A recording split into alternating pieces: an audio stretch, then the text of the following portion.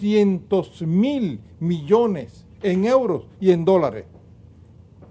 Apropiarse del oro del Banco Central de Libia y apropiarse de las monedas, ya lo dije, ya del dinero que había. Ese fue el principal motivo. Ahora, ¿por qué? ¿Por qué? Porque eso ayudaba a estabilizar el dólar, podía ayudar haciendo inversiones en Europa y podía, por tanto, ser una contribución a que siga el dólar en su calidad de la moneda rectora para transacciones internacionales. Esa es la primera cosa. Luego, privatizar el Banco Central de Libia. Y esto lo digo por una razón. Hay un banco central oculto del cual se habla poco, que se llama el Banco de Pagos Internacionales, que está en Suiza y que influye o controla a todos los bancos centrales. Se llama Banco de Pagos Internacionales. El Banco Central de Libia siempre se negó a formar parte de esa estructura del capitalismo internacional. Libia tenía sus reservas en oro en su propio país, no fuera. Ya ustedes saben que todos los países tienen reservas internacionales depositadas en Nueva York o la tienen en el Banco de Londres. Y también es poco sabido que tanto la Reserva Federal de los Estados Unidos como el Banco de Londres son bancos privados. Estamos acostumbrados a la idea de que un banco central... La Reserva Federal es privada. La Reserva Federal de los Estados Unidos es un banco privado. Y al final voy a hablar de eso. Porque esas son las cosas que yo quería decir. El banco de Londres, que controla la economía británica y europea en parte, es un banco privado, donde hasta la reina de Inglaterra es un accionista importante, igual que en la Reserva Federal, la reina de Inglaterra y la reina de Holanda. Entonces, meter el Banco Central de Libia dentro de esta estructura, privatizarlo, también forma parte de las razones principales por las cuales se destruyó el Estado gadafista. Entonces, ahora diré una palabrita sobre la Reserva Federal de los Estados Unidos. De esa reserva se dice poco. Si ustedes consultan en internet, nunca aparecen quiénes son los accionistas de ese banco.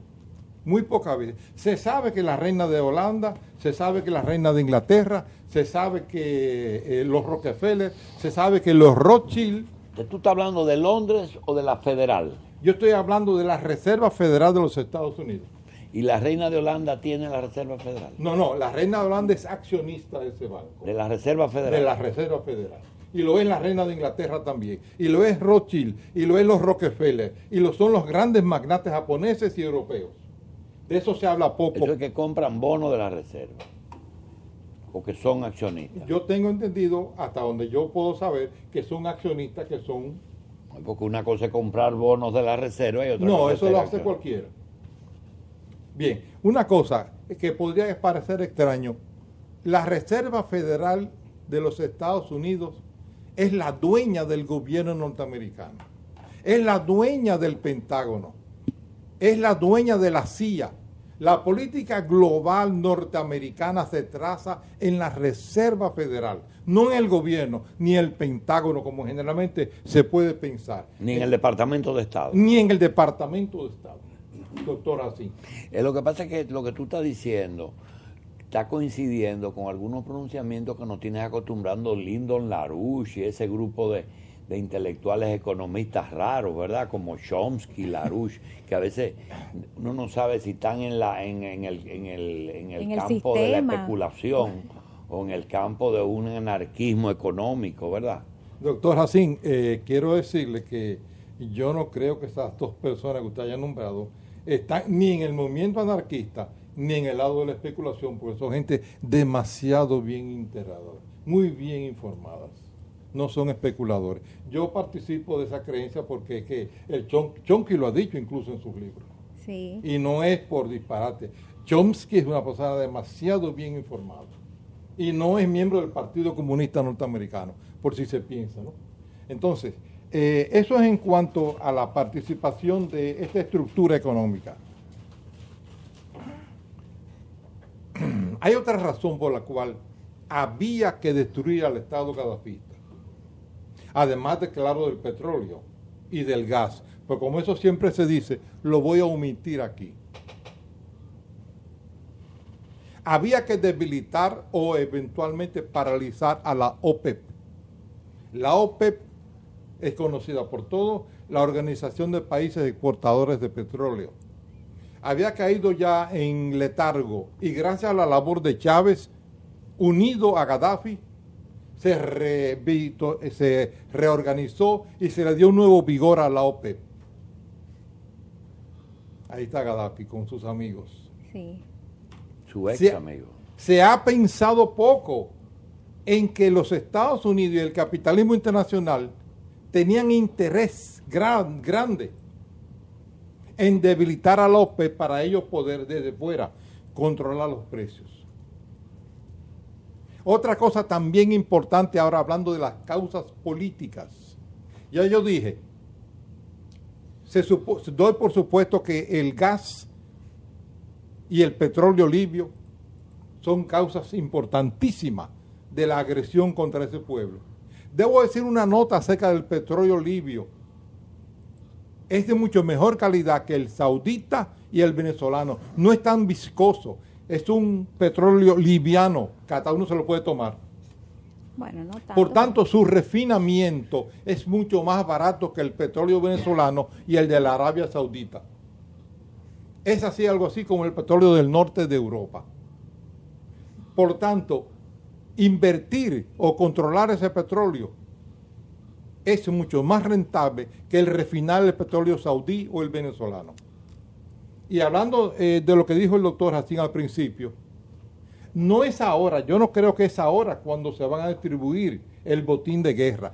Antes de que se iniciara la agresión militar, y eso está en la prensa francesa y está en la prensa norteamericana, la que voy a decir ahora, antes de que se iniciara la agresión militar, ya Francia había hecho un convenio con los mal llamados rebeldes, que en realidad son insurgentes teledirigidos. Repito, insurgentes teledirigidos, en virtud del cual Francia va ahora a administrar el 30% del petróleo libio. La empresa francesa del Estado Total, que lo totalizó todo, hizo su gran negocio.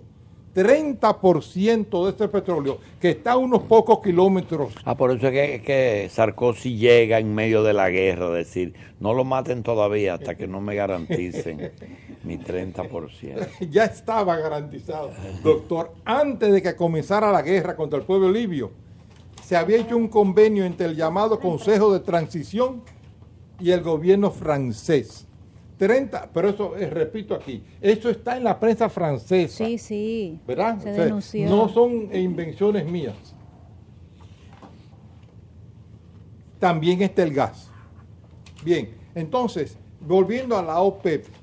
A la vez, el experto considera que pese a la voracidad del Reino Unido y Francia, las empresas de otros países buscan lucrar con la mina de oro negro de Libia, como por ejemplo la italiana Eni, las compañías estadounidenses y canadienses Marathon, ConocoPhillips, Hess Occidental y Suncor, y la brasileña Petrobras, que dejó de trabajar en Libia a causa de las hostilidades. Bueno, Conoco ya estaba en Libia y Eni también. Además, el Estado libio es todavía, porque no quemaron las acciones, es accionista de Eni y es accionista también de las principales empresas industriales de Italia, el Estado libio. Entonces, yo les respondo, si hay una pregunta para mí, ese es un escrito que apareció. Ah, bueno. No, pero yo sí tengo una pregunta para usted. Se ha dicho a nivel internacional que los países que ya se están repartiendo los contratos son Reino Unido, Francia, Estados Unidos, Italia y Qatar. ¿Por qué Qatar? Qatar simbólicamente, porque Qatar fue el parapeto que dio el voto en las Naciones Unidas a favor de la zona de libre de la exclusión aérea cuando el grupo de los tres. Entonces, claro que por delegación del rey Abdullah de Arabia Saudita, que es el principal enemigo de Gaddafi, y todavía debe estar frotándose las manos viendo en la televisión el cadáver de Gaddafi.